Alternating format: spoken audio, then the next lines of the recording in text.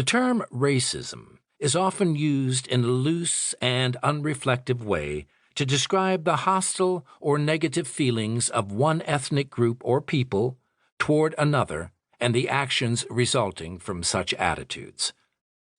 But sometimes the antipathy of one group toward another is expressed and acted upon with a single-mindedness and brutality that go far beyond the group-centered prejudice and snobbery that seem to constitute an almost universal human failing. Hitler invoked racist theories to justify his genocidal treatment of European Jewry, as did white supremacists in the American South to explain why Jim Crow laws were needed to keep whites and blacks separated and unequal. The climax of the history of racism came in the 20th century in the rise and fall of what I will call overtly racist regimes.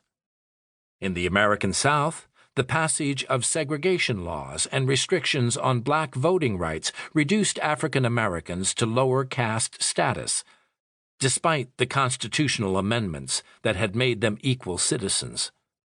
Extreme racist propaganda, which represented black males as ravening beasts lusting after white women, served to rationalize the practice of lynching. These extra-legal executions were increasingly reserved for blacks accused of offenses against the color line, and they became more brutal and sadistic as time went on. By the early 20th century, victims were likely to be tortured to death rather than simply killed. A key feature of the racist regime maintained by state law in the South was a fear of sexual contamination through rape or intermarriage, which led to efforts to prevent the conjugal union of whites with those with any known or discernible African ancestry. The effort to guarantee race purity in the American South anticipated aspects of the official Nazi persecution of Jews in the 1930s.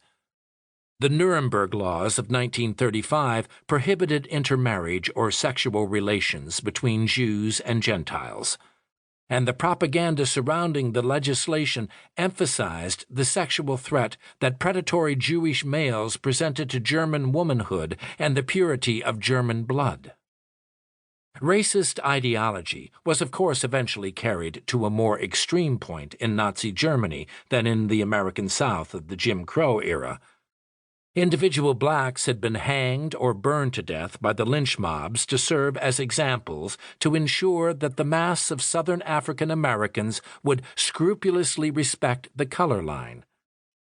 But it took Hitler and the Nazis to attempt the extermination of an entire ethnic group on the basis of a racist ideology. Hitler, it has been said, gave racism a bad name.